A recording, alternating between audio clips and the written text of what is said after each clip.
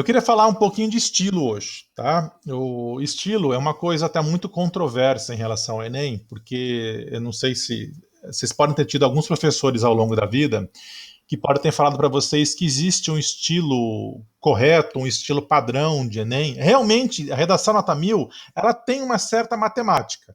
Falei para vocês, a intervenção, que é a parte final da redação, não tem como se sair muito daquilo lá, dos agentes, de como fazer, justificar. Agora, a argumentação e o início, cada um tem a sua maneira de escrever, né? Então, assim, se um dia um professor falar para vocês, mas vocês têm que fazer só frases longas ou só frases curtas, não usar vírgulas ou usar muitas vírgulas, relevem isso. Cada um de vocês tem um estilo e desde que fique claro para o corretor a maneira sua de escrever, lá você não vai ser prejudicado por isso. Então, tem redação nota 1000, por exemplo, que a pessoa ela não gosta de ficar colocando várias frases. Então, ela coloca, por exemplo, uma frase inteira no início, mais uma ou duas frases no desenvolvimento e mais uma terceira frase no fim. A pessoa usa muito pouco o ponto, né? Vale também, tá? Desde que não tenha muitos erros de ortografia. Então, cada um de vocês tem um estilo próprio. Como que você desenvolve estilo? Você nem percebe. Ao longo do que você lê, do tempo e da maneira com que você escreve. Então, por exemplo, se você lê muita coisa de qualidade, você tende a escrever melhor. Se você lê muita porcaria, como todos de nós, eu também leio porcaria de vez em quando, né? A gente vai escrever daquela maneira. O maior problema hoje da geração de vocês, vou dizer, da minha também, na minha nem tanto, eu já estou velho, há 48 anos, mas eu peguei um pouquinho o início da internet, né? É a questão de WhatsApp e mensagens, porque a gente escreve muito com o VC, né? Muito a gente tende a resumir, né? A colocar muitas gírias lá, e isso vai para o inconsciente nosso, e muitas vezes a gente passa isso para a redação, e na redação isso é um erro grave. É a tal da linguagem informal, e você vai perder muito ponto no primeiro critério, no C1. Então, aquilo que eu sempre falo, vocês não são obrigados a ler clássicos, a ler um S de Queiroz, a ler um Machado de Assis, vocês têm que ler o que vocês gostam, tá? Se você gosta de anime, leia anime, mas leia gente boa. Se você gosta, como eu falei, do Harry Potter, leia o Harry Potter, Agatha Christie, livros de ficção, leia aquilo lá, mas tem que ser alguém que escreva bem. Eu só peço isso. A gente não tem como obrigar uma pessoa a ler um estilo que ela não goste. Isso aí é impossível. Mas eu, por exemplo, sempre gostei de poesia. Eu li muito poesia. Então, eu procurei ler os caras bons, os caras que eu admirava. Eu lia Fernando Pessoa, lia muito poesia americana. Então, leiam o que vocês gostem, mas procurem autores que escrevam bem.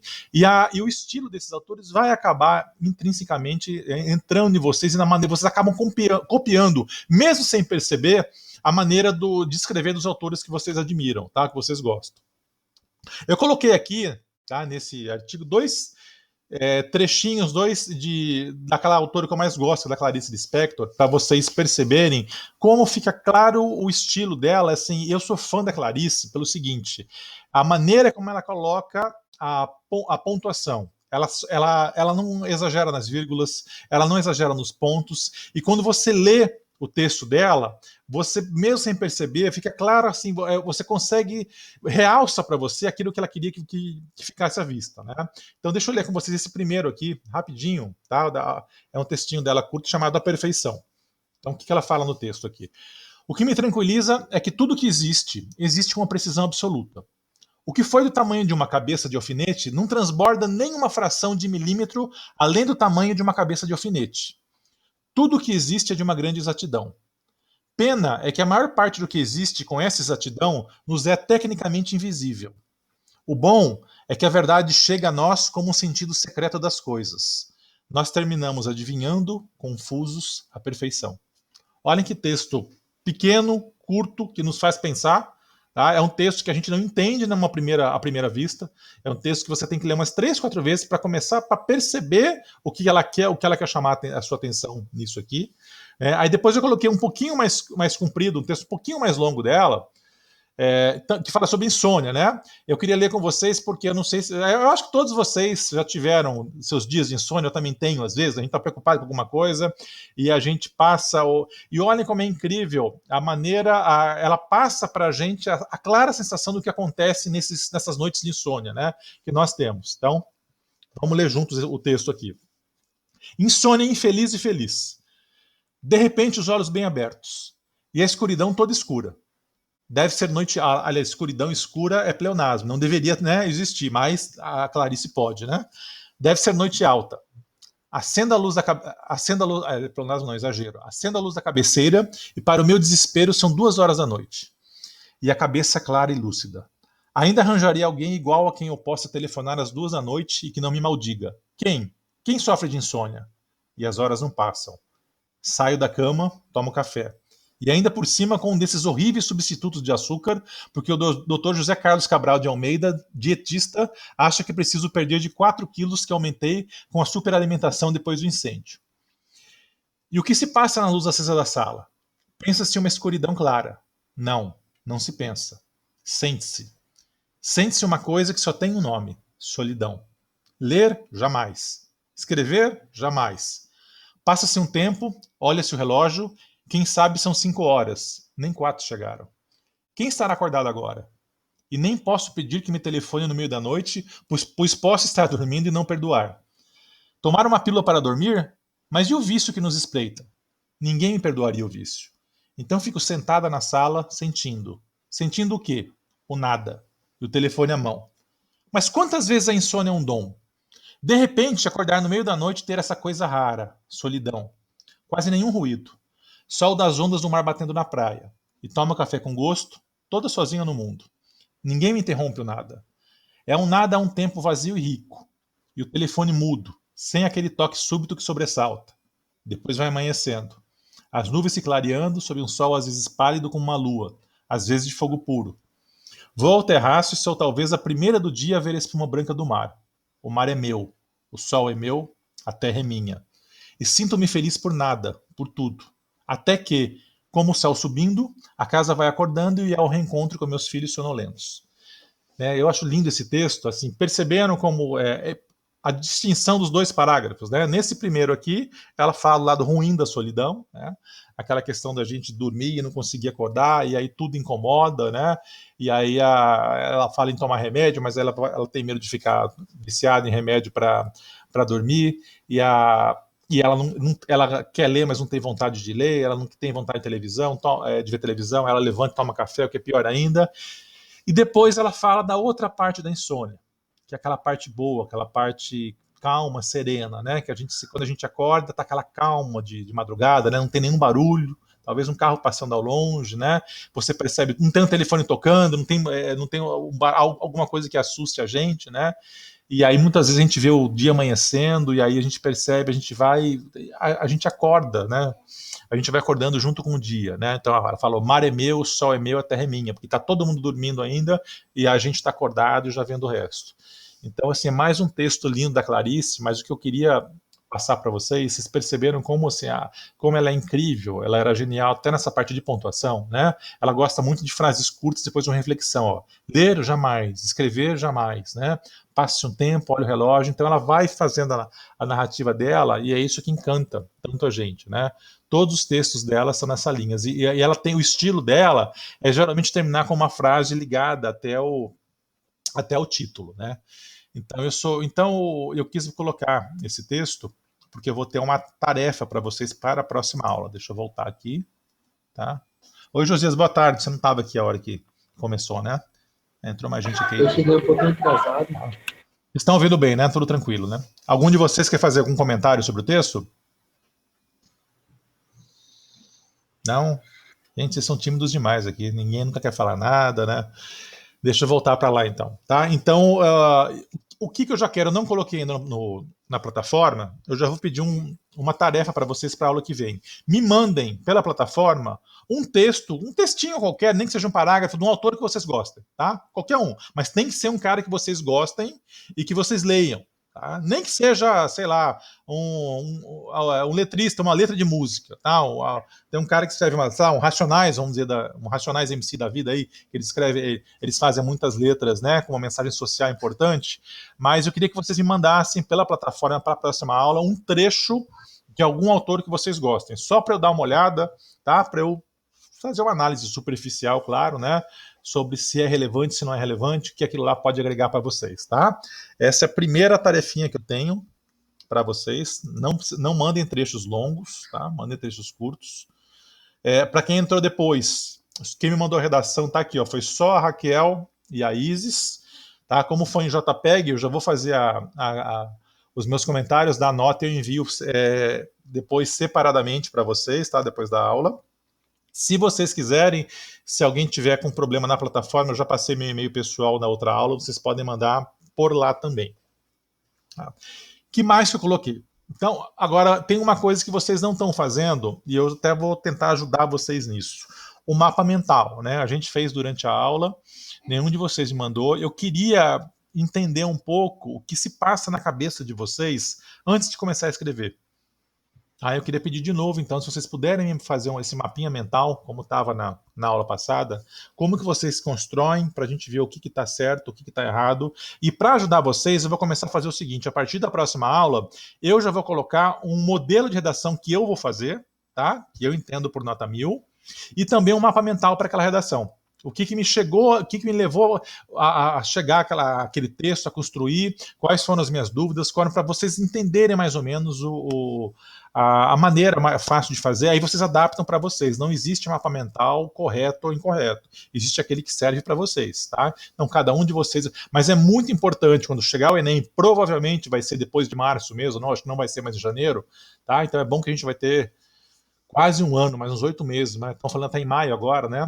Para estudar, para se preparar para a redação, é importante quando você chegar no Enem, você já tenha essa questão do mapa mental na cabeça, até para economizar tempo em relação a Enem para vocês. Se você consegue fazer um mapa mental na cabeça, depois você vai passando já para a redação, você ganha aí pelo menos uns 20 minutos para poder fazer o resto do Enem. Tá?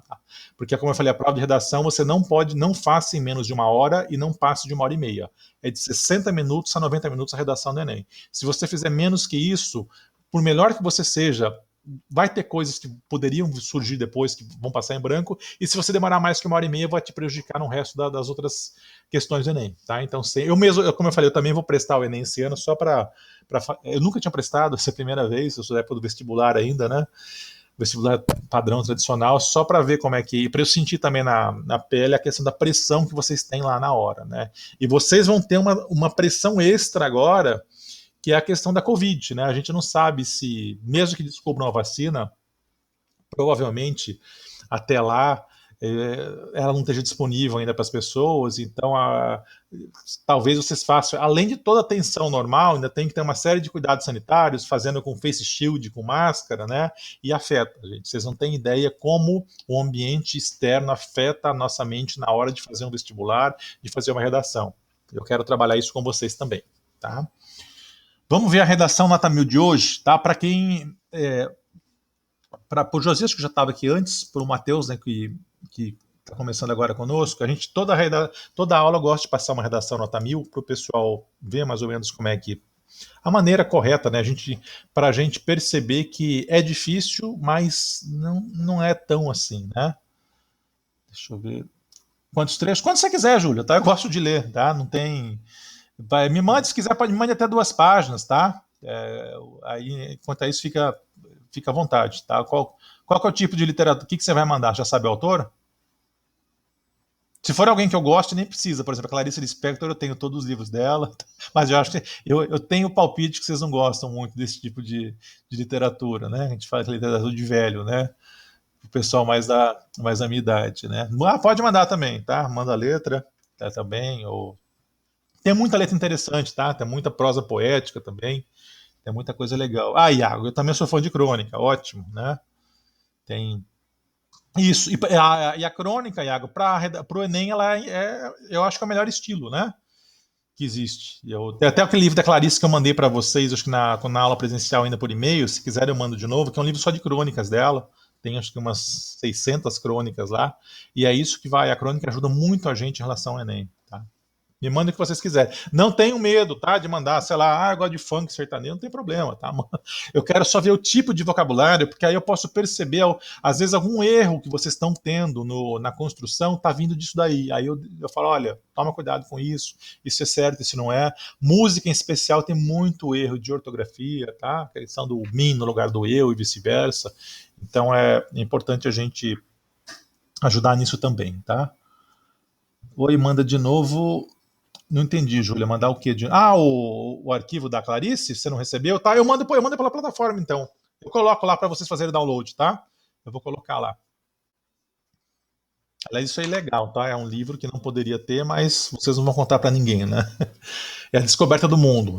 Para mim é o livro mais importante dela. Tem acho que 20 anos de crônicas dela, que ela publicou nos jornais do Brasil, tá? Ah, então eu vou mandar pela plataforma. Eu tenho ele até aqui, tá? Se vocês quiserem, eu acho até que depois. Deixa eu ver, por aqui dá para mandar arquivo? Dá, né? Eu vi aqui. Eu mando ele aqui para vocês. A hora que acabar a aula, vocês esperem um pouquinho, eu entro aqui e já mando, vocês podem fazer o download por aqui mesmo. Ele está em PDF. Vocês já vão poder baixar. Vamos voltar lá então na redação nota 1000? Vamos ler a redação nota 1000 de hoje, ver qual que é o contexto. Tá? Foi de novo aquele tema do Enem 2017, desafios para a formação educacional dos surdos no Brasil. Né? Foi mais uma redação nota 1000. Essa eu também não sei, tá? Nem a idade, nem de onde foi do aluno. Eu peguei da internet. Eu falei, eu tenho meu arquivinho lá que tem mais ou menos umas 150 redações nota 1000, e essa é uma das que estavam lá. Algumas têm o nome completo da pessoa, a idade, tudo, mas outras não. Essa não tinha, mas eu achei interessante, porque daqui a pouquinho eu vou falar na redação de hoje, e tem uma coisa muito legal, e uma coisa que vocês podem fazer, faz toda a diferença, que é a questão do contexto histórico, você lembrar de algo, algum fato histórico que aconteceu, que você possa encaixar na redação. Então, vamos ler a redação então junto com a... Dá para enxergar aí, né? Junto comigo. Ó, lembrem, a pessoa colocou um título, tá? Como eu falei, título não é obrigatório. Você pode colocar ou não, não vai aumentar nem diminuir sua nota. Só que se você coloca o título, você já perde duas linhas, o título e uma linha de baixo, que tem que estar um espaço. Então, se no Enem você colocar um título, coloque numa linha, deixe uma linha em branco, continue da terceira. Então, você já vai ter, em vez de 30 linhas, 28 linhas para fazer o teu texto, tá? A pessoa já começa com fato histórico. Ó. Durante o século... o título que ela colocou foi Educação Inclusiva. Aliás, a maioria não coloca título, tá? Até título, acho que menos de 10% coloca. Durante o século XIX, a vinda da família real ao Brasil trouxe consigo a modernização do país, com a construção das escolas e universidades. Também na época foi inaugurada a primeira escola voltada para a inclusão social de surdos. Não se vê, entretanto, na sociedade atual, tal valorização educacional relacionada à comunidade surda, posto que os embates que impedem sua evolução tornam-se cada vez mais evidentes. Desse modo, os entraves para a educação de deficientes auditivos denotam um país desestruturado e uma sociedade desinformada sobre sua composição bilíngue. Então, vamos voltar aqui. Lembra, como eu falei nas aulas passadas, nas duas últimas aulas, como a gente faz a introdução. Na introdução, parágrafo curto, de 3 a 5 linhas, como ele colocou aqui, você já joga no mínimo a tua ideia inicial. Além disso, ele entrou com o fato histórico. O que ele falou? Ele falou sobre a questão da vinda da família real ao Brasil, né? Que trouxe, inclusive, muita gente cita, porque quando a família real veio ao Brasil, ela trouxe uma série de situações boas e outras não tão boas, né? Assim. Então, se você tiver um fato histórico relevante, daqui a pouquinho eu vou falar da redação de hoje, tá? Que é um fato, por exemplo, que se fosse o título, eu já vou até adiantar, é a questão das vacinas. Se você soubesse desse fato, você já começar com ele, já vai levar a tua redação lá em cima. Então, a pessoa quis colocar aqui a questão da vinda da família real, né? Então, ele começa falando isso, né, que ela veio, e aí veio a modernização, construção das escolas, a pessoa colocou aqui, eu acho que quando a família real veio para o Brasil, foi a primeira escola para surdos. Eu não sei, eu acho que não estava no texto de apoio, tá? Que isso foi uma coisa externa, e se foi, melhor ainda, né? A pessoa já saber disso. Gente, isso é sorte, tá? Ninguém é igual aquele prêmio do milhão, né? Você responde as perguntas lá, as 5 lá, quem ganha não é quem é só o mais inteligente, é quem tem sorte de ter uma pergunta. Então, se você tiver sorte de cair um tema que você saiba muito como esse, pode acontecer de você ter um dado que ninguém mais vai ter e colocar lá, tá? Então ela colocou que quando a família real veio para o Brasil, foi a primeira escola para surdos no Brasil. Aí ele continua. Não se vê, ele ou ela, né? Deve ser ela, porque a maioria das notas 1000 são mulheres. Não se vê, entretanto, na sociedade atual, tal valorização educacional relacionada à comunidade surda. Então a pessoa já entra fazendo a crítica de que hoje não se valoriza, né, mais essa comunidade. Por quê? Posto que os embates que impedem sua evolução tornam-se cada vez mais evidentes. Tá? Ficou muito claro o que ela quer.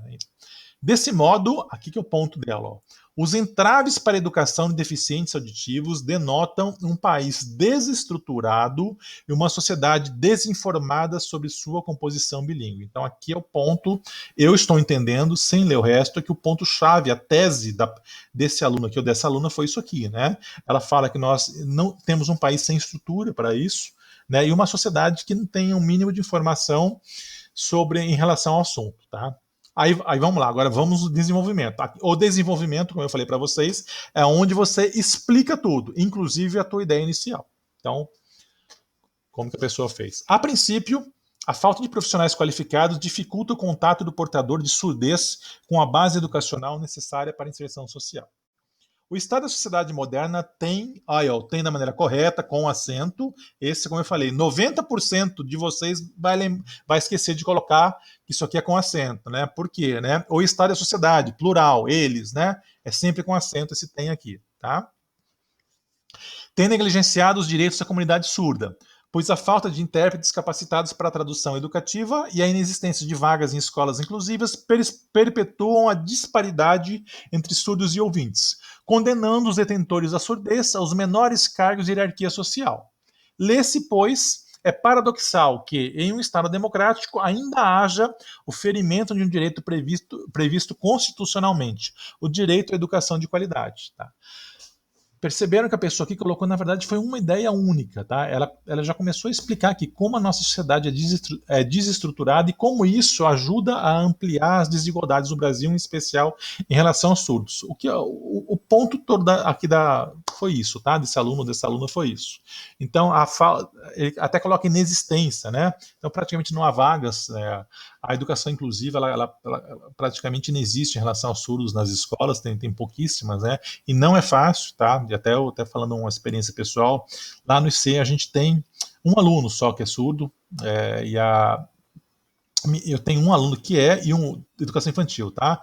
E um outro que ele não é, mas o pai e a mãe são. E aí isso causa um problema até na criança, quando o pai e a mãe não é, né? Então, assim, é um trabalho muito difícil, você tem que ter um profissional especializado, fazer junto com a família, não é fácil. Não é só questão de ter, não é fácil, tá, esse trabalho, tá? Em relação até em sala de aula, em relação a uma série de peculiaridades nisso. Pera, deixa eu ver aqui. Josias, perde ponto por título ruim? Depende, né, José? Só se for muito ruim. De maneira. Como eu falei, na dúvida, não coloca título, tá? Não tem necessidade. Só coloque se você acha que precisa ter, ou se você quer colocar um título que chame atenção, ou alguma coisa que chame atenção de cara, mas assim, não tem necessidade, tá, José? Mas pode, tá? Eventualmente, se você colocar alguma coisa, se você coloca um título e depois, na explicação, no desenvolvimento, aquele título ficou perdido, não ficou vago, não está claro, né? Não tem relação com o texto, você vai perder. Tanto no C2 quanto no C3 e no C4, né? Explique esse lê-se pois, tá? Lê-se pois é por isso, portanto, tá? Deixa eu ver onde que tá isso, Iago. Deixa eu voltar lá. Tal. Não tá na introdução, tá no desenvolvimento, né? A princípio, estou procurando aqui o lê-se pois, tá? Tá. Lê-se, pois, é paradoxal que lê-se, pois, é portanto, né? É uma construção que a pessoa não é muito comum, tá? Se você colocasse portanto, dava na mesma, você não ia nem ganhar nem perder por causa disso. É paradoxal que em um Estado democrático ainda haja o ferimento de direito previsto constitucionalmente, o direito à educação de qualidade. Eu não sei se vocês vão lembrar, na redação que eu coloquei na aula retrasada, a aluna que tirou a nota 1000, lá estava o nome dela, ela falou também nesse assunto que a Constituição garante educação de qualidade para todos. Isso é uma coisa que vocês precisam saber, tá? Qualquer assunto que cair de educação no Enem, vocês citem isso. Tá? A Constituição prevê uma educação de qualidade para todos. Se não acontece é porque alguma coisa está errada. Mas é um direito, tá? Está na Constituição isso. E essa pessoa lembrou também isso. Por isso é importante, assim, tudo que vocês estudem, história em especial, eu não sei se é uma matéria que vocês gostam, mas vocês deveriam se interessar, porque assim como é importante você lembrar a citação de um autor, né, aquela frase de um filósofo lá, se você lembrar, é mais fácil você lembrar um fato histórico, algum dado histórico que tenha relação com o tema. Tá? É mais fácil fazer. Então, e você vai ganhar pontos da mesma maneira. Tá? Tem redação nota 1000 que tem uma citação de obra só, de autor, e tem 2 ou 3 contextualizações históricas. Tá? Dá ponto do mesmo jeito, e é mais fácil. Então, é importante vocês começarem a se interessar por história, ou então a parte da história, eu sei que tem partes específicas, né? Tem história moderna, história, não sei, mas é interessante você. Eu tenho certeza que vai ter algum nicho lá que vocês vão encontrar, que pode ser útil para vocês depois, tá? Deixa eu voltar lá. Edu, Oi. O que chega a ser paradoxal? Uma coisa paradoxal é uma dicotomia, é uma coisa que tem 2 lados, né? Então, por exemplo, quando você fala num paradoxo, é uma coisa que, de um lado, por um lado é uma coisa e por outro é o oposto. Tá? Paradoxo é isso. São coisas que não são opostos, né? Então ele fala, ó, é paradoxal que um Estado democrático, né, ainda haja, quer dizer, então o Brasil é um país democrático, paradoxo é por isso, nós somos um Estado democrático, em tese, né? Mas mesmo assim, a gente mesmo na democracia, a gente fere, né? A gente não atende um direito básico, que é o direito à educação de qualidade. E isso hoje está muito em voga, né? Ainda, tá? Uhum. É isso. Inclusive uma palavra que eu gosto muito, tá? Se vocês tem algumas palavras que pegam muito bem numa redação de Enem, né? Paradoxo é uma delas, né? Dicotomia, né? Depois, se vocês quiserem, eu tenho, acho que até ele aqui em PDF também. Na minha época de estudante, eu gostava muito de dicionário de sinônimos. Eu não sei se vocês já viram, já leram algum. Eu lia bastante, mas eu era maluco, né? Eu gostava muito. Eu sempre fui apaixonado por literatura, então às vezes eu passava final de semana lendo o dicionário de sinônimos. Depois eu até tenho aqui, daqui a pouco eu mostro para vocês, se vocês puderem até baixar na internet. É muito legal, porque vocês acham. O dicionário de sinônimos ajuda a gente a não repetir a mesma palavra. Então, às vezes você está falando sobre um assunto, e aí você percebeu que você repetiu aquela palavra 7, 8 vezes. O dicionário de sinônimos te ajuda nisso, né?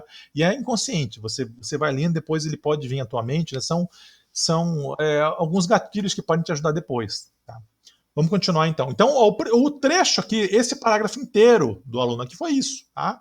Ele está falando na situação de que o Brasil é um país que não oferece o mínimo de estudo, não tem estrutura, né? E há uma desinformação grande. Vamos ver no segundo, tá? de contextualização dele, o que ele colocou. Além disso, quer dizer, já vai para o segundo ponto. A ignorância social frente à conjuntura bilíngue do país é uma barreira para a capacitação pedagógica do surdo. Helen Keller, primeira mulher surdo-cega a se formar e tornar-se escritora, definia a tolerância como o maior presente de uma boa educação. Né? Já veio com a frase externa. O pensamento de Helen não tem se aplicado à sociedade brasileira, haja vista que não tem se utilizado a educação para que se torne comum aos cidadãos a proximidade com portadores de deficiência auditiva, como aulas de Libras, segunda língua oficial do Brasil. Dessa forma, torna-se evidente o distanciamento, causado pela inexperiência dos indivíduos em lidar com a mescla que forma o corpo social a que possuem. Então, na primeira ele fala do problema do Brasil, né, em geral, que nós não temos estrutura, e aqui ele cita também, ele entra na questão do desinteresse também da nossa sociedade, né? Ele cita, qual que é a frase dela que ele cita, né? A tolerância é o maior presente de uma boa educação, né? Então as pessoas não têm paciência para implantar programas ou até para colaborar nessa educação inclusiva. Né? A questão de Libras também, que é uma disciplina que deveria ser obrigatória, ela é obrigatória no ensino superior, tá? Em muitos cursos, pedagogia, por exemplo, ela é obrigatória já há muito tempo, você é obrigado mas nas escolas ela não é. Tá? Então, lá no ICE mesmo a gente oferece acho como cursos livres. O ano passado a gente teve, foi muito legal a experiência, mas ela ainda não é obrigatória como disciplina, tá? E em tese deveria ser, né? Então, olha, essa redação nota 1000 ela teve 2 argumentos básicos e argumentos assim comuns, não trouxe nada de muito diferente. Vamos ver agora como que ele terminou, qual que foi a intervenção dele. Infere-se, portanto, deduz-se, né, chega-se à conclusão que é imprescindível a mitigação. Mitigar é uma outra palavra que eu gosto muito. Mitigar é você diminuir os efeitos daquilo. Então, quando você fala em mitigar os desafios, não é acabar com os desafios, é diminuir. Tá? Essa palavra mitigação ela é muito boa como definição da proposta de intervenção. Como eu falei, você não vai na intervenção resolver o problema, é impossível. Eles vão te dar um problema social que você não terá como resolver, mas você vai mitigar. O que você vai dar soluções que vão ajudar a diminuir o problema. Tá? Então, é imprescindível a mitigação dos desafios para a capacitação educacional dos surdos. Então, o ponto é esse.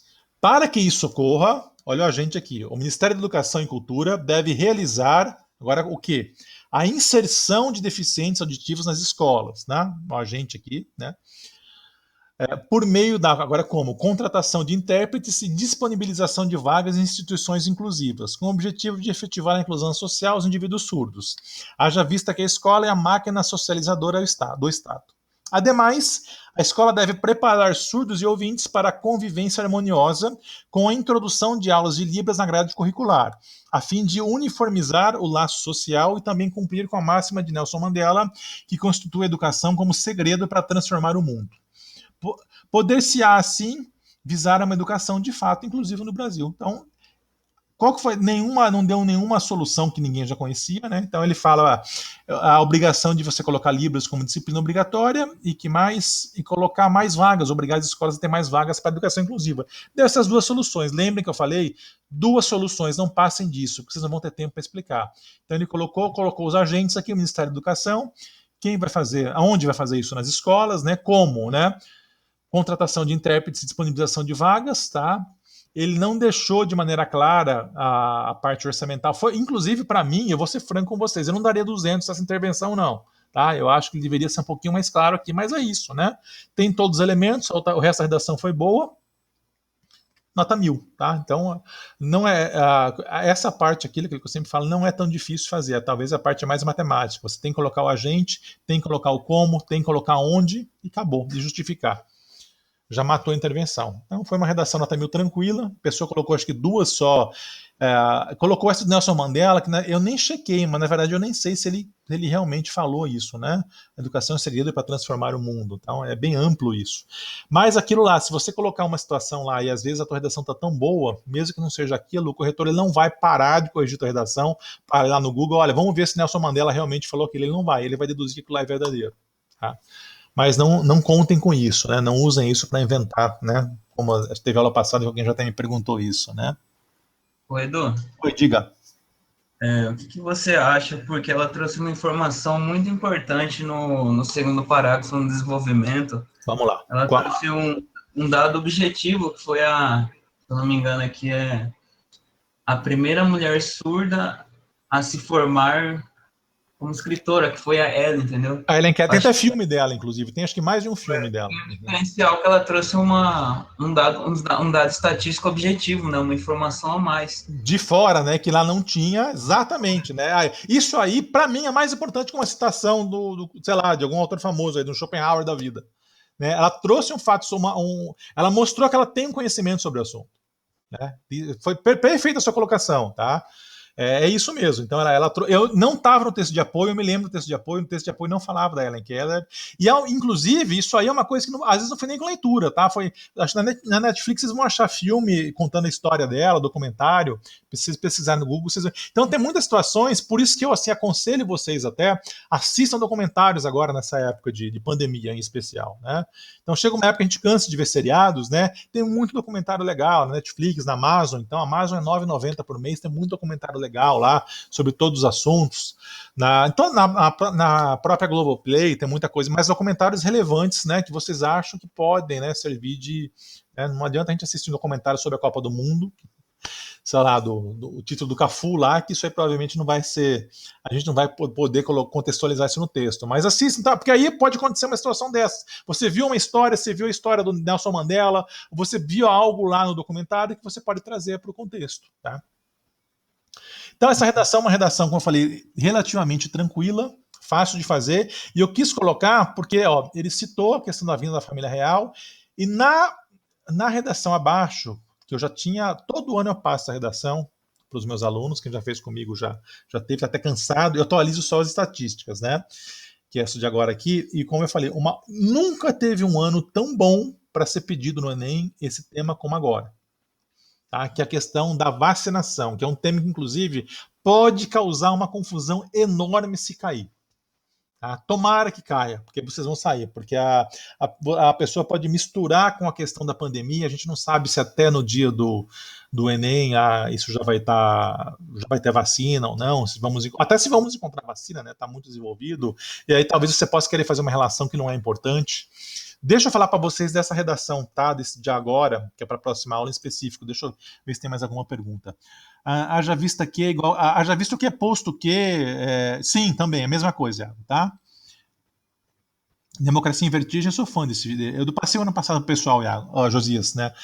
Você tava na aula quando eu passei? Deixa eu ver se esse ano. Só que assim, tome cuidado com Democracia em Vertigem, com a parte política dele, tá? Como eu falei, Enem vocês não colocam política no meio, jamais, nem de esquerda nem de direita, não coloquem. E o Democracia em Vertigem ele tem muito posicionamento político. Tirem isso quando vocês forem contextualizar a redação, para qualquer lado, esquerda ou direita, jamais coloquem. Pode, Raquel, pode, mas assim, então foi bom você tocar nesse assunto, tá? Se caiu, se falar sobre o corona, primeiro a gente vai ter que ver como vai estar até lá, né? Provavelmente vai ser em maio, tomara, né? Que até lá já tenha saído a vacina, a gente já esteja próximo de tomar, de se distribuir em público ou não, né? Mas deixa eu passar então o texto, e aí eu vou contextualizar vocês. Então, o tema que eu coloquei aqui para vocês né, perigos e consequências da redução dos índices de vacinação no Brasil. Essa redução não vem de agora, já vem de pelo menos 5 anos, só é uma situação que vem agravando cada vez mais. O tema é esse, tá? Então, não é um tema difícil. Como eu falei para vocês, é um palpite meu, que nesse governo de agora, a tendência é que não caiam temas tão difíceis assim. Esse tema aqui do último ano, para mim, foi um dos temas mais fáceis da história do Enem. E eu acho que agora o Enem ele gosta de ser imprevisível, né? Então vocês sabem disso. Então muitas vezes você fica pensando em uma série de coisas e vai cair e cai, né? Aquele tema que ninguém estudou, porque o pessoal da USP, da Unicamp, aquele grupo de 30 pessoas que faz a redação do Enem, eles tomam esse cuidado de tentar passar uma coisa, tentar não ser previsíveis, tentar com que um aluno não coloque uma redação que o professor já deu todo o caminho para ele, para não dar tanta diferença para o aluno que não se prepara, né? Mas eu tenho um palpite que nos próximos anos isso não vai acontecer. Vão cair temas fáceis. Esse é um tema muito fácil, o tema da vacinação. Se cair. Então, se cair, vocês têm que ficar felizes e tristes ao mesmo tempo. Felizes porque vocês vão estar por dentro do tema e tristes porque, quando um tema fácil, é o que eu falei, a média geral sobe. Então, vocês também têm que escrever melhor. Viram como esse ano foi o ano que mais subiu, desculpa, ano passado foi o ano que mais subiu a média do Enem. Acho que foi cerca de 30 pontos em relação ao anterior. Subiu muito. Por quê? Porque era um tema fácil.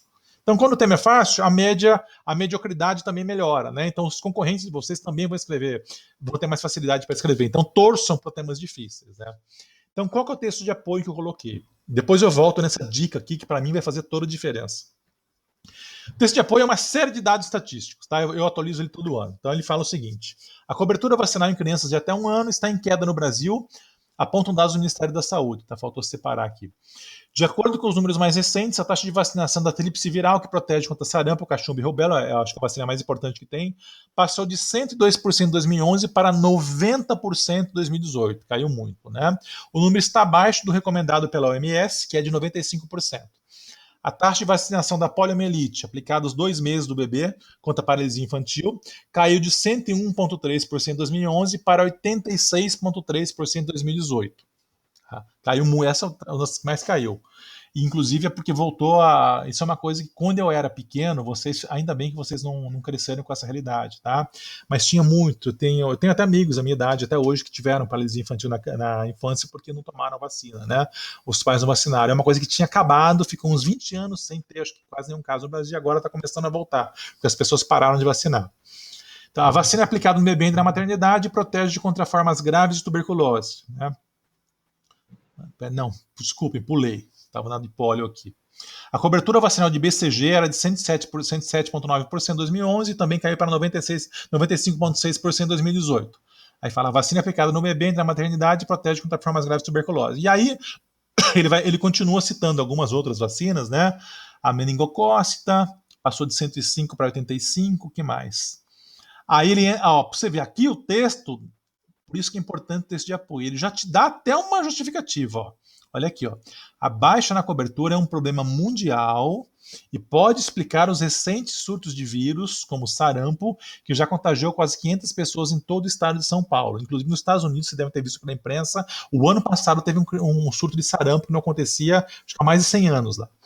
Para Geraldo Barbosa, o Brasil é vítima do sucesso da vacina, né? Por anos, o percentual de crianças vacinadas foi cerca de 100%, o que fez os casos de doenças desaparecerem ou caírem a níveis insignificantes. O Brasil sempre foi exemplo para o mundo, tá, em vacinação. Acho que nos últimos 30, 40 anos, essa foi uma área que, mesmo trocando os governos, ela sempre foi muito bem feita. Só que aí depois entraram outros fatores que eu acho que aqui fala, né? Com isso, criou-se a falsa impressão que a ameaça não existe mais, né? Os vírus nunca deixaram de circular. E quando a redução de cobertura de vacinas, os casos aparecem com frequência, explica Barbosa. Outro fator que afeta negativamente a vacinação é a desinformação, né? Dados falsos têm aumentado a resistência de algumas famílias a imunizarem seus filhos, em especial em regiões do interior com renda capital inferior. A hipótese mais aceita é que nos centros urbanos há mais acesso a informações, tanto as verdadeiras quanto as sem base científica. Isso vocês precisam saber, tá? Se cair vacina, mesmo que não tenha um texto de apoio. Os movimentos anti-vacina ganharam força depois desse cidadão aqui, ó, o cirurgião Andrew Wakefield. Ele publicou em 1998, no Lancet, né, uma revista da área médica lá, a inglesa, respeitável, um trabalho insinuando que a vacina tríplice viral, que é aquela famosa contra sarampo, cachumba e rubéola, estaria associada ao autismo. Então, o trabalho dele falava que pessoas que tomavam essa vacina tinham uma maior probabilidade de terem filhos autistas, né? Estudos posteriores refutaram a conexão e mostraram que o Wakefield tinha ações de olha o absurdo, ações de uma empresa que propunha o uso de uma outra vacina. Sua licença médica foi cassada, mas o estrago está feito até hoje, né? Então, esse cara, o que esse cara queria? Ele queria que aquela vacina fosse tirada de circulação, porque ele tinha desenvolvido uma outra, ele era sócio de uma empresa, né, que tinha uma outra vacina, e aí ele inventou esse estudo de que desenvolvia autismo, e até hoje, com as fake news, isso se propaga, né?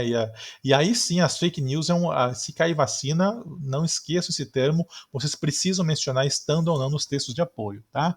Deixa eu ver aqui. É muito óbvio. Será que eles colocam mesmo esse tema? Iago, eu acredito que sim, tá? Aí tem interesse até político nisso. Vou te falar por quê. Quando você coloca um tema fácil, até nas questões do Enem, você cria uma falsa sensação de que a média educacional melhorou. Então, por exemplo, se você faz isso você tem como, infelizmente, você tem como manipular. E olhem, gente, eu sou eu sou um cara centrado, sou totalmente avesso a teorias de conspiração, mas é importante a gente a gente sabe como o mundo gira, né? Então, uma prova de Enem fácil e uma redação fácil vai elevar muito a nota, e aí o que acontece? Vai passar para a sociedade que está uma maravilha a educação no Brasil, ou que melhorou muito em relação ao ano anterior. Tá? Então não deveria ser assim, mas é uma coisa que pode acontecer. A redação, quem fez o curso de redação comigo ano passado viu, eu falei, o tema vai ser fácil, e foi. Né? Eu acho que vai continuar sendo fácil. Eu tenho um forte palpite nisso. Deixa eu ver a pergunta da Júlia. Se eu acho que pode cair sobre a obesidade, pode, é um outro tema fácil, né? Como os animais ajudam as pessoas com a quarentena. Não, isso não, Júlia, pelo seguinte: não vai cair a questão da Covid, porque a prova já estava feita, e eles tomam um cuidado enorme. Eles elaboraram o tema da redação e as provas do Enem até agora, até o mês de maio. A prova já está pronta. Eu já falei para vocês naquele aulão do Enem, a prova é elaborada até maio, tá? Às vezes até um pouquinho antes, até abril. O que acontece depois é irrelevante. Quando eles elaboraram a prova, a Covid estava desenvolvida, mas eles sabem que até a data de realização, que pode ser até um ano depois da elaboração, muita coisa pode ter acontecido. Então, isso eu falo com convicção para vocês. Não vai cair um tema diretamente ligado à Covid. Agora, pode cair a questão da vacinação, que aí sim vocês podem fazer relação. Isso pode, tá? Então, assim, a Covid, talvez ela caia em biologia, tá? Em alguma coisa ligada a isso, mas na redação muito difícil, não vai cair, né? Sim, em relação a isolamento social, eu não sei também, Josias, se pode cair alguma, porque o tema da redação é sempre alguma coisa de algum fato importante econômico, social, né, mas esqueçam Covid como tema. A Covid em si não vai cair na redação, tá? Isso eu praticamente aposto com você. Porque seria sei lá, não vou dizer um erro, mas uma aposta muito grande deles se fizessem isso, porque eles correriam o risco de colocar esse tema agora sei lá, vamos dizer que fizeram esse tema em fevereiro, em março.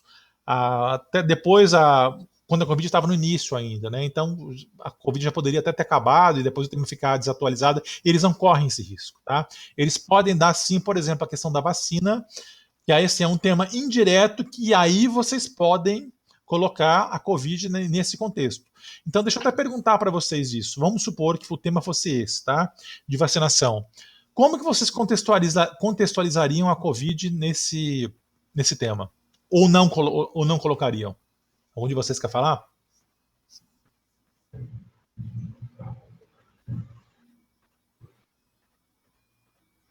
Acho que depende se for em relação à vacinação do Brasil, igual nesse texto de apoio aí, e falando que as taxas deu uma diminuída, eu acho que não. Deveria falar das vacinas que já tem história até hoje, entendeu? Porque a vacina do Covid é algo que a OMS colocou para ser feita em até um ano, ou seja, até novembro deste ano, e está muito recente para a gente falar disso, eu acho. Concordo com você, Matheus, tá? Que mais? Você também não colocaria? Eu também, eu não sei, tá, Iago? Eu mesmo não me vejo isso na cabeça. Assim, na dúvida, não coloque. Tá? Na dúvida, não force, porque se você forçar e ele estiver descontextualizado, é igual aquela questão das fake news no outro Enem, né? Quando você até poderia citar, mas o tema não era sobre fake news, você poderia contextualizar. Mas aqui, ó, deixa eu voltar lá, tem uma coisa que vocês precisam colocar que é importante. Aí a questão de você ter um contexto histórico. Eu coloquei esse linkzinho aqui para vocês. Algum de vocês já estudou, lembra, já ouviu falar da Revolta das Vacinas aqui no Brasil? Que aconteceu em 1904? A Anne já estudou. Então, quem gostava de falar dessa revolta era o professor Taíde. Não sei se vocês tiveram aula com ele. Ele sempre fala nas aulas de história dele, do Fundo 2 até do ensino médio. Então, esse sim, mais ninguém, se não tiver no texto de apoio, é uma contextualização perfeita, tá? O que foi a revolta das vacinas? Eu coloquei o link aqui da Wikipedia para vocês. Você clica, vai abrir, tá bem resumido lá. Ó, vocês vão ver aqui, ó. Foi um motim que aconteceu no Brasil em 1904. Olha o tempo, né? Mais de 100 anos, quase 120 anos atrás, né? Então, o que o governo fez já naquela época? Olhem como é interessante como as coisas não mudam, né, com o tempo. O governo fez lá o que muitos estados fizeram aqui no Brasil nos 2 últimos anos. A população não estava se vacinando e precisavam vacinar, e aí eles obrigaram para os pais matricularem os filhos nas escolas, os pais tinham que vacinar. Só que lá era até incisivo, eles mandavam a equipe na casa e até a vacinação era feita de maneira obrigatória, né? Então, olha, aí, na Wikipedia fala da contextualização, né, de lá. O que mais? Dos problemas de saúde pública, né, que não mudaram muito, infelizmente, lá para cá. Naquela época que estava na moda era a varíola, a peste bubônica, a febre amarela, né, eles assolavam a população em especial, preocupavam as autoridades, né? E aí o que o Rodrigues Alves fez, que era o presidente da época, né? Ele, por decreto, fez uma série de reformas urbanas e sanitárias, né? E arquitetônicas também, para melhorar essa questão, mas o principal foi aqui, ó, foi esse projeto dele de regulamentação. Ele aplicou uma vacina obrigatória, né? Então, o que acontecia? O projeto exigia comprovantes de vacinação para a realização de matrícula nas escolas, até para empregos, para obtenção de empregos, viagens, hospedagens e casamentos. Então, se você não vacinava nem casar, o cidadão podia, né? Olhem como era lá, né? E aí, além disso, multa para quem não vacinasse. Né? E aí a população se revoltou com isso, né? Então a revolta da vacina foi isso, né? O povo ficou indignado, contrariado, não aceitou, e aí o povo até ganhou, né? Então ele acabou revogando muitas dessas medidas depois, né? A vacinação tenha sido deflagrador, tinha os protestos estavam ligados a outras situações também, como é até hoje, né? E aí tinha a questão, grupo de pessoas ligados a outros políticos, militares lá, enfim. Mas foi isso, tá? E aí, como que acabou? No dia 16 de novembro foi decretado estado de sítio e acabou a vacinação obrigatória. Então o pessoal conseguiu acabar com isso. Então, naquela época já, talvez a questão do erro foi a maneira como ele fez, mas Curitiba, ano passado, ou acho que o estado do Paraná fez isso, né? Quem não tinha algumas vacinas lá não podia matricular em escola pública. Muitos estados até copiaram, fizeram isso. Mato Grosso, acho que eu não me lembro se chegou a fazer aqui. Mas Se vocês souberem esse contexto aqui da revolta da vacina, é perfeito para colocar. Ainda mais se você começa a redação falando em revolta da vacina, a redação já vai lá para cima, tá? Então, essa é a importância de você saber um contexto histórico, uma contextualização diferente que pode ser útil no Enem. Tá? Então, quando vocês puderem, deem uma olhadinha aqui. Opa, deixa eu voltar aqui, né? Tá? Nesse texto que eu passei aqui da Wikipedia, né, até se tiver eu não sei hoje quando que você... Eu sei que a revolta da vacina ela é estudada no Fundo 2 e também no ensino médio, tá? Não são todos os sistemas de ensino que tem, porque ela acabou não sendo tão importante assim, então, mas ela aconteceu, né? E qualquer corretor sabe dela. Então, se você colocar isso, é uma contextualização importante. Deixa eu voltar lá na nossa página. Então, o tema que eu quero de vocês para a redação da próxima aula é esse aqui. Eu queria que vocês me mandassem, tá, a questão e tentem contextualizar a revolta da vacina no texto de apoio. Desculpa, na redação. Ou no início, ou no meio, ou no final. Né? Gente, vamos escrever. Eu quero ver os textos de vocês. Vocês não estão me mandando. Eu fico incomodado com isso. Né? Eu já vou devolver, então, só voltar aqui, tá, em relação às aulas anteriores. Ó. Aqui está o seu, Isa, o seu, Raquel. Eu já vou fazer meus comentários agora. Eu vou mandar para vocês daqui a pouco, tá? Eu vou acabar a aula, já vou fazer isso. E quem me mandar, eu já vou devolvendo. Em relação à aula de hoje, de maneira geral, era isso. Eu queria falar um pouquinho de estilo. Toda a aula eu vou trazer um autor diferente para vocês. A aula que vem, eu vou fazer uma surpresa, eu vou trazer um autor ligado a vocês, tá? Mais a geração de vocês aqui.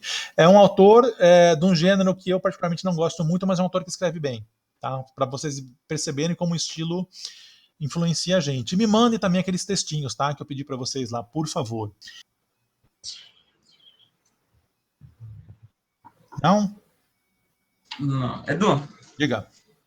Assim, eu tenho alguns tópicos aqui de argumentação que dão mais credibilidade que os outros, né? Uhum. Por exemplo, eu percebi que quanto mais dados estatísticos que a gente tem, mais credibilidade em redação fica necessariamente? Ou tem algum limite? Depende, Matheus, você não pode exagerar. Primeiro, assim, o teu texto de apoio, que o MEC já vai te dar, ele já vai ter pelo menos uns 2 dados estatísticos lá. Aí tem algumas coisas. Primeiro, a sua pergunta até é muito boa, por sinal. É importante você não copiar o dado. Não copiar, assim, a explicação dele lá. Então, você viu uma estatística relevante lá que você achou importante. Você vai citar. Se ela não está explicada lá no texto de apoio, você tem que explicar lá. Mas o problema de você, e tem alguns alunos aqui meus que tem isso daí, quando você colocar muita estatística, às vezes você perde metade da tua redação colocando e explicando. Tá? E aí você perde um pouco da argumentação tua. Uma sugestão minha, coloque 2 que você acha relevantes. Tá? Do texto de apoio que você sabe. Melhor ainda se você souber. Só evite aí, vai ter uma aula específica disso, o famoso achismo. Então, por exemplo, aqueles termos, a maioria da população, aí é aquela coisa, como que você sabe que a maioria da população? Então, tudo que a gente coloca de estatística, a gente tem que comprovar. Tá? Então, quando você, mesmo sendo coisas, sei lá, de verdades absolutas, mas é importante a gente tomar cuidado com isso. Então, sugestão minha, se você tem de fora do texto, coloque e explique, tá? É importante. Tá? Ou até do próprio texto, mas não exagere, não coloque muito. Mas é bom na argumentação, sim. Era essa mais ou menos o que você queria saber ou não? Sim. Tá. Aliás, deixa eu te elogiar aqui, ó, o resto é tudo calado, você na primeira aula que já tá conversando, tá vendo, gente? Eu queria que vocês ficassem que nem o Matheus, perguntando, questionando, tá? Os seus colegas aqui são todos quietos, tímidos, ninguém gosta de fazer perguntas, de comentar, tá? Deixa eu te dar os parabéns junto com as boas-vindas. Eu quero, nas próximas aulas, gente, não tenham medo, tá? Vocês não concordarem comigo, falem do porquê que é isso, porquê que não é. É importante a gente debater, né? Daqui a alguns meses, eu vou começar a estimular debates entre vocês aqui também.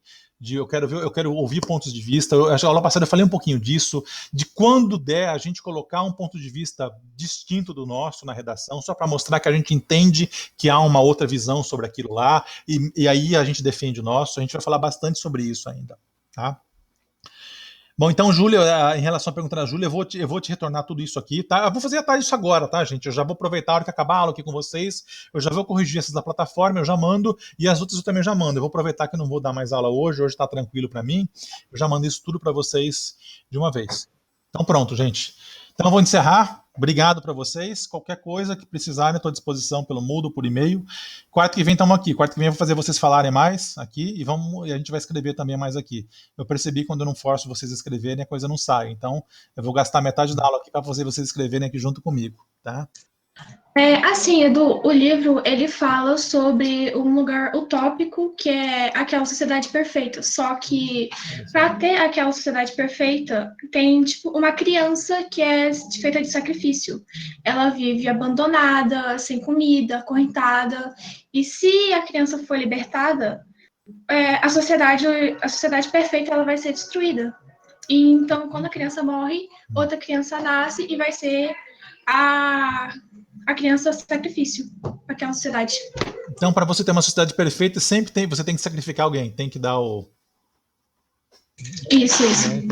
Tem teoria filosófica disso até, né, que é ligada a isso, né? Tem uma que eu me esqueci o nome. Era... Se não me engano, o Leomi, ele passou um texto para a gente falar sobre isolamento e a questão de socialização. E eu usei para citar junto com o filme que ele falou, que é sobre o Enigma de Caspar Hauser. Eu não conheço o filme, não.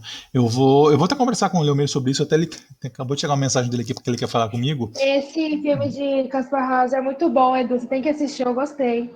Eu vou ver, eu gosto muito desse tipo, ainda mais esse tipo de literatura que faz a gente pensar, né, que assim, isso é bem interessante. Você começou a me falar, já me veio na cabeça a questão do Grande Irmão, alguns livros clássicos também sobre isso. Eu vou me interessar, eu vou pesquisar, eu confesso que eu não conhecia, tá, mas eu vou atrás.